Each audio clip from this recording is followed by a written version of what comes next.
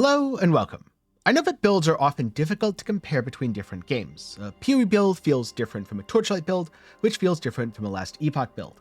However, some playstyles are just too iconic and transcend games. Think of something like Whirlwind. Well, the Diablo Whirlwind is very much alive and well in Cyclone in Path of Exile or Warpath in Last Epoch. And so today, I'm going to be talking about the top 5 Path of Exile builds that focus on these iconic playstyles or things that you may recognize, which you can play right now today. The video is coming out in 0.9.2, but I think a lot of these builds are going to be relevant going into 1.0. When 1.0 comes out on the 21st, I'll have an updated list of starter-focused builds for you to check out, so do be sure to get subscribed for that, maybe leave a like while you're down there, and if you haven't checked out Last Epoch before, consider picking it up through my Nexus, where your purchase will very much help to support the channel. Just one purchase of a game like Last Epoch through Nexus goes further than watching every ad on every video I make. But without further ado, let's get into things, starting with build number 5. Well, like I just mentioned a second ago, everyone loves a good spin to win build. Diablo kicked it all off with Whirlwind, Path of Exile has continued it with Cyclone, and Last Epoch has Warpath. So today I'm going to be talking about build number 5 in my list, the Void Knight Echo Warpath. This is chosen because it's super fast, does good damage, and is extremely beginner friendly. So I quickly put together a scuffed version of a Void Knight Warpath build, and it worked really well out of a box. Now I'll admit, I didn't have all the items that were recommended, but I had a decent leveled character. I had the boots, I had the apathies, and I had the siphon. So I grabbed all the passives and started spinning and winning.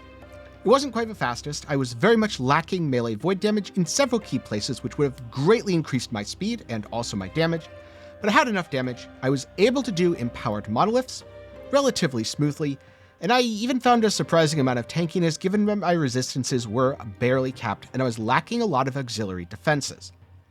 So I can say that this is absolutely a beginner-friendly setup that you can throw together with kind of sort of anything, and it will absolutely go well. Admittedly, I say that, but do keep in mind that you have to pay attention to certain very important things, like the boots. Without them, it just won't work. One thing I quite liked was that I could weave in Shield Rush. This gave me a great burst of mobility when I needed it, especially if I was crossing significant portions of the map, while not really limiting me too much.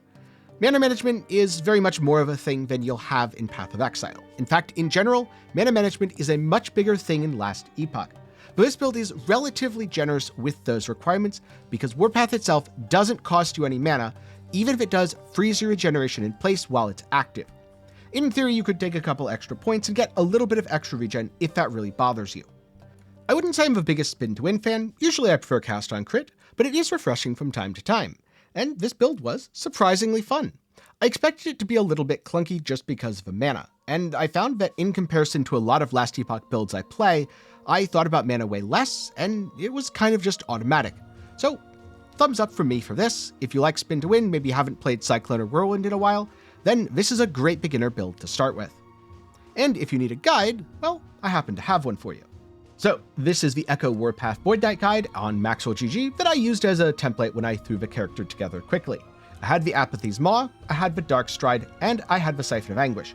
None of them were legendary, they weren't LP, because my gear's from before LP was even a thing. Yeah, some of my characters are really old as it turns out. It had been a really old Rive / Void Cleave Void Knight from when Void Cleave was first added. I forget when that was, but I think it was over a year ago. Anyway, I was missing Wings of Argentus, so I could have been way tankier. The build seemed pretty darn good even without it. I was just cruising through empowered monos, which was about on level for me, maybe a little bit easy. I had Warpath. I was mostly forgetting to use my sigils. Hey, at least Last Wish gave me a few of them passively, and I was shield rushing around without any issue. I can very much say that this was easy to get into and gear without needing specific items. Pretty much everything in the advanced gear is what I had, and that was just junk that I had lying around. A few of these were exalted, like I had a little bit of extra health, but I didn't have the Warpath levels, so you win some and you lose some. And also my blessings were wrong. They were all set up for Void Cleave, which, I mean, it's kind of the same. It's still melee void damage, but also it's kind of not the same because you're not channeling, and so you miss out on one of the best modifiers in the game. I don't think that's on a blessing, but I do know on gear you can get all res while channeling. Really, really awesome mod. That makes it super easy to cap res, so instead my res just wasn't capped, but hey, I was still surviving. If you need to know more about how to play a Void Knight, I very much recommend the guide over at Maxwell GG. Next up we have number 4 for the Righteous Fire Enjoyers, Cold Dot Werebear. It's basically a Righteous Fire Juggernaut, super tanky, almost completely unstoppable, and surrounded by a cold damaging aura. Maybe it's inverse RF Jug? Not inverse on the Jug, though you do come with a bear form. Oh, and by the way, you also get immobilizing, because who doesn't want to stop their enemies from running away while they slowly freeze to death? This is the only build on the list that I haven't played in any form, and I really should, because it looks like the sort of thing that I'd enjoy at least occasionally. Now, you're not going to be the fastest. This is actually the least zoomy of all the builds on the list. However, just like an RF Jug at League start, it's slow, it's steady, and it's really, really strong. Like an RF Jug at League start, as you get more gear, you can increase the clear speed while also maintaining your damage and defenses. It's not as easy. Last Epoch isn't really a game that's set up for zooming just by default, though some classes are zoomier than others. And also, as a result of me not having experience, I don't quite have as much to say. But what I can say is, everyone I've talked to who's played Cold Dot Werebear has had a good time. Is it a huge sample size? No.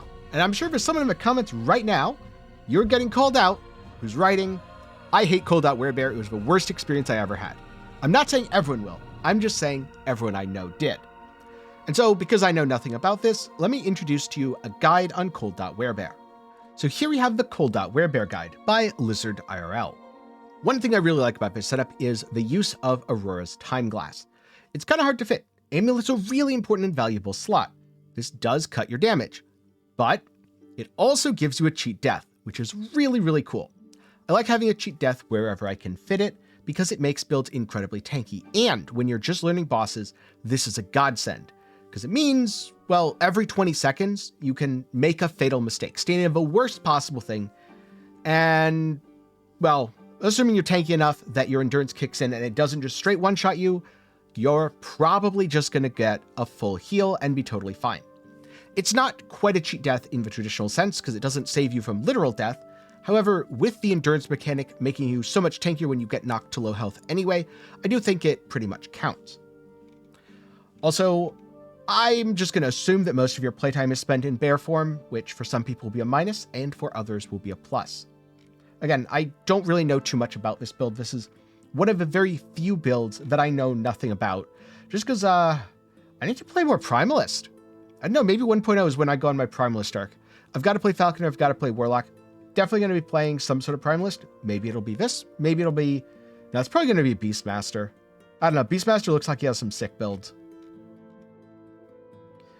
You can start off with very basic gear. I've seen people in very basic gear do very, very well, and then progress all the way to endgame, or even best in slot, where you have absolutely insane legendaries like this. Now, Traps of Mines have been a part of Path of Exile for a very long time, but they haven't been a part of Last Epoch.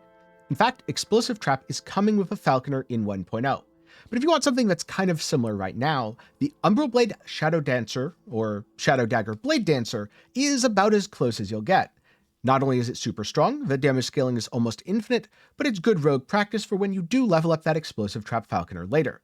Oh, and there's also a Falconer variant that still uses Umbral Blades and Shadow Daggers.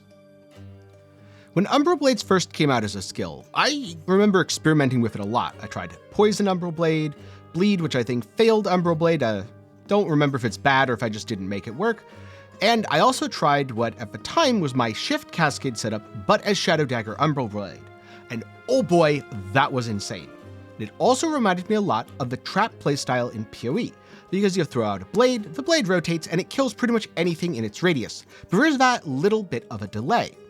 And so I thought, wait a minute, Trapper style in PoE, but it's one of the strongest builds in the game, or at least it used to be. Now it's just on the upper end of really good since Rune Master kind of eclipsed it, and it's super fun, it's super fast, you get to shift a ton. Hell yes. This is the speedy Trapper playstyle that PoE wishes it could have. I know the video title was the top 5 PoE builds you can play right now in Last Epoch, but honestly, this is the top 5 build, or the top build, that you wish you could play in PoE, but you can play in Last Epoch. It is insanely good. I absolutely loved playing it. I'm probably not going to revisit it for a while, but I absolutely want to at some point. And there's even a better version of it that should be coming out with the Falconer. where you can use your falcon to cast the Umbral blades. And so instead of playing the Blade Dancer version, I expect there's going to be an incredibly powerful falconer version as well, which you'll be able to play once it comes out. I also thought about doing a bow builds, but a lot of those are cast on crit or cast on hit, and there isn't an actual trap playstyle yet. There will be explosive trap with a falconer, but in many ways, this fulfills the trapper fantasy far better than explosive trap could, and also far better than PoE's blade trap does, because this is basically blade trap, but really, really, really good. Now, if you need a guide for your shadow daggers, because it isn't necessarily the most intuitive thing to get started with, I would very much recommend this one over on Maxwell by McFluffin. It covers all the basics on using things like Smoke Bomb, Sync Strike, which I'm going to be honest, most of my trouble when I played the skill was getting my Sync Strike right and not ooming myself by using it wrong. Things like Decoy, insanely powerful defense. Once you throw it out, it taunts all the enemies attack the decoy goes boom, enemies are sad and also dead because they're sitting in your blades. And Shift, which is just one of the best movement skills in Last Epoch, because you can think of it as a dash, you grab the Smoke Weaver, it has a super low cooldown, it does extra fun stuff, and I mean, just look at this. Blade Trap wishes that it could be this. This is Shift. Oh no, sorry, that's Sync Strike. This is Shift. Sync Strike is the thing that's really hard to manage, because you have to aim it very precisely to summon the maximum number of shadows. And it's really, really good for single target. Luckily, you only have to use it on bosses. Tends to cost a ton of mana. Don't worry too much if you get it wrong. And so yeah, this is essentially Shift Cascade 2.0, but way better. I had a lot of fun with it, and I think you'll have fun with it as well. At number 2, we have Cast on Crit Meteor with Harbinger of the Stars, because what list of Path of Exile builds would be complete without at least one Auravat or a Cast on Crit build?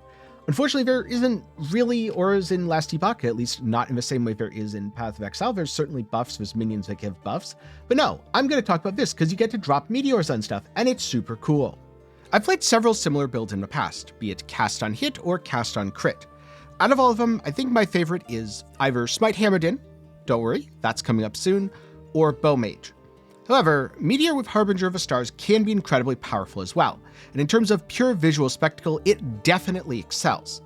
The only problem is, it's also one of the more difficult builds to put together, so this is not beginner friendly. You can play it right now, but I would only recommend doing so if you're a veteran. Now, if you want to know more about how the build works, there's an excellent build showcase from Dreadful that I will link down below, and he's the one who provided the footage that you're seeing right now, so big thanks to him.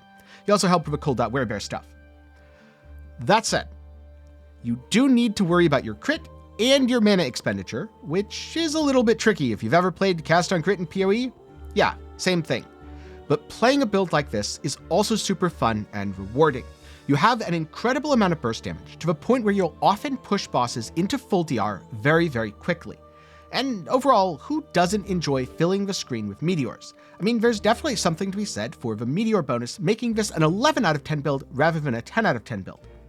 The only reason that I'm not ranking it as number 1 in this list is because, okay, sometimes it's a little bit hard to see the floor, which I guess is our own fault for filling the screen with meteors, but it does make dodging a little bit inconvenient, even though most of the telegraphs are really, really good in Last Epoch.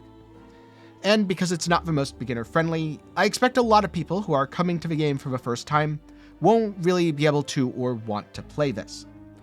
That said, there is one more build on this list, and so if you want something that has a lot of fun here, not quite a visual spectacle, and is a triggered playstyle, check out the number 1 build on this list. Then at number 1 we have the Smite Hammer Throw Void Knight. This takes all of the awesomeness and visual spectacle of a Cast on Crit build from Path of Exile, but makes it Cast on Hit so you don't even need the crit scaling, and puts it on a Void Knight, which is an insanely powerful defensive and offensive class. So this is almost the best of 2 worlds, the classic Hammered In from Diablo 2 with the Cast on Crit style from Path of Exile, more accurately imitating the wand or bow crit rather than the melee crit, which you often see played with Cyclone. And oh boy is it awesome, it's 100% the best build I've ever played in Last Epoch, and apparently I didn't even play the best version of it. So let's get into some details now. I know. 5 classes, 5 builds, where's the Acolyte? Admittedly, the Acolyte's left out, because I feel like most of her builds aren't really similar to the iconic things you know from PoE. They're very different and interesting, which is super cool. And if I made a list of the top 5 builds that you can't play in Path of Exile or other ARPGs, Acolyte would absolutely dominate that list. And okay, I could have used Exploding Zombies, it's an exploding minion playstyle, but I've never played it. What I did play is Smite Hammerden. I played it in 0.9, and it was absolutely the best build that I've ever played in Last Epoch. Except here's the thing. The Void version is so much better. Yep, it's better than the best build that I ever played, which means once I play it, it'll probably be the best build that I ever played. The main difference is that on the Paladin version, you go Devotion, which requires you to really carefully manage your mana. But mana is way easier to deal with on the Void Knight version. You don't need Devotion, and that also frees up your Amulet to get insane defenses from something like a Bleeding Heart. If you have a spell Void Knight setup, it's pretty darn easy to use this. All you need are idols that let you cast Smite off of Hammer Throw. Then you spec into Hammer Throw, which generates a massive number of hits as the hammers spiral around you. You can even charge and they persistently follow you. On bigger bosses, they hit a ton of times, and oh boy, those beams will rain from the sky. Overall, it's a blast. Plus, it feels exactly like a supercharged cast on crit build, and all you really need is the idols. They'll take a little bit to farm up. With careful targeting in monoliths or bonuses from Circle of Fortune or Merchant's Guild, you should be able to obtain them pretty quickly. Once you do, they're good to go. Something else that makes this build stronger than the version I played is the Mad Alchemist's Ladle, which simply wasn't in the game when I played Smite originally. Or maybe it was, but because I was doing it during the 0.9 preview, I had only a couple days to play and didn't end up finding one. Either way, I didn't have that, but I will when I play it again, and yes, I'm going to play this again because it was an absolute blast. But if you want to know some specifics, since my guide's a little out of date, let's take a look at a guide by Volka over on Maxroll. So here we have the Smite Hammer Throw Void Knight, and a lot of the gear is similar to what I used before. Admittedly, I didn't have the Anchor of Oblivion because I had bad luck. That's all there was to it. And also not that much time to farm. I also didn't have Ravenous Void, one of the most powerful items in the game, but you don't need it. It's just really nice icing on the cake. When I replay though, I have a pair now, and I'm definitely going to use it. I'm super pumped for that. Basically, you cast Smite on hit with throwing attack. Your hammer throw looks like this. They spiral around you. Think Spectral Helix from PoE. Cast on crit Spectral Helix wasn't really a thing, but in practice it's more like Lancing Steel of Spraying. Then you have your Sigils of Hope. These are a damage boost. Your Smite, which just rains death from above on everything it hits, and Volatile Reversal and Anomaly, which are powerful offensive and defensive buffs. With a Void Knight, you have a lot of extra damage, especially with things like Void Bolt that gives extra spell void damage. Base damage is always more powerful than increases, because increases stack up a lot. Being a Void Knight, you get Void Corruption, crit multi for every point spent in Void Knight. You spend a lot. Now, one of the reasons I liked my original experience with it is after you got the idols, you were good to go. And the same is true here. You can get very basic gear and continue to progress. Bleeding Heart's super common. You'll absolutely get this. And once you get the endgame gear, you'll start to dominate things. You can farm Bulwark. The legendary potential isn't too bad. My personal experience with Anchor of Oblivion is that it doesn't exist and you shouldn't fight Hearten, but hey, maybe you'll be luckier than me. Let me know down below if you have an Anchor of Oblivion, just because I hate myself and want to be sad. And then there's the Mad Alchemist's Ladle, which is an uncommon drop from Exiled Mages. It's new to the game. I played this in 0.9, Exiled Mages weren't in, so yeah, I didn't have Alchemist's Ladle, wasn't in the game. I have to go kill some Exiled Mages, because I have almost all the rest of the gear, and I might even put this together as a, hey, this is what I've played before 1.0. That could be a fun project. Now, most builds in Last Epoch are very different from PoE builds, but I was excited to find out how many were actually, well, surprisingly similar. Because sometimes you have a favorite playstyle. For me, it's cast on crit or trigger builds. I really like playing trigger builds because there's just a level of smoothness which almost every other playstyle can't compare to. And I had a lot of fun just going back to Last Epoch, playing with some of my old characters and putting a few of these things together. I dusted off builds that I literally haven't played since like 0.8 or something, which is over a year ago, and they still worked, after a little modification. Out of everything, the most fun to revisit was the Umbral Blades. Now I'm tempted to add Umbral Blades Falconer to my list of Falconer things that I want to play, but probably won't have time to play all of, so I'll have to actually pick. maybe as a starter build, maybe as a later build. And I'm also very much going to replay Smite as a Smite Void Knight, because I did quickly throw it together using some gear that I already had from when I played an Abyssal Echoes Void Knight that uses a lot of similar scaling, and it was incredible. That's without the ladle, by the way. It was still really good without the thing that makes it even better, which is like a ton of the damage. Was I able to kill super high tier bosses with it? Well, no, because I didn't have a proper weapon. But the playstyle itself felt really good. And that's what I was mainly going for, since if a playstyle on something is good, you can always fix everything else along the way. Most of these builds are quite fast. Some of them have combos, and most of them are pretty light on mana management. The main exception to the being fast is the cooldown Werebear, but I'm going to be honest, most people aren't playing a Righteous Fire style build because they want to zoom. They're playing a Righteous Fire style build because they want to hit a couple of buttons and AFK as everything dies around them, and it's perfect at fulfilling that class fantasy. Alternatively, if you do want to go fast, do a Shift Blade Dancer with Umbral Blades, or just grab a Void Knight because they're really good at going fast. And so now I'm curious, if you've played Last Epoch before, what other Path of Exile-like builds exist within the game? I've played a lot of things, but I haven't played everything, so there could have been something that I missed. Also, this list is just my opinion, so maybe there's something that you think ranks higher. Number 2, if you haven't played Last Epoch at all, are you looking forward to the game? And if so, what do you think you're going to play? Leave some of those thoughts down in the comments below. If you want something else to watch, maybe check out some of the differences between Path of Exile and Last Epoch, and what sort of players each might appeal to. Or alternatively, check out my thoughts on the Falconer and Warlock, which have now both been fully revealed. Links to those will be up in the card and down below. In a couple days, Dread is going to be revamping his Werebear, so I'll also include that video, since it's good to have multiple perspectives on a build. Remember, if you're going to pick up the game, do be sure to use my Nexus, as that's the best way to support the channel directly. Now before I go, a special thanks to my patrons and channel members for the continued support. They're pretty cool people, and you can see their names scrolling by on screen right now. And also, thank you to everyone who watched till the end. I tried to do this in a little bit of a different style where I was less analytical and more talked about my experiences with the builds. I know very often I do stick to the analysis for the top lists, as I feel that's somewhat important. However, there are times where it really is just subjective, because what is a PoE-like build after all? So I wanted to have a little fun with it, and hopefully the end result was fun as well. So I'm glad you enjoyed, and I'll see you in the next one.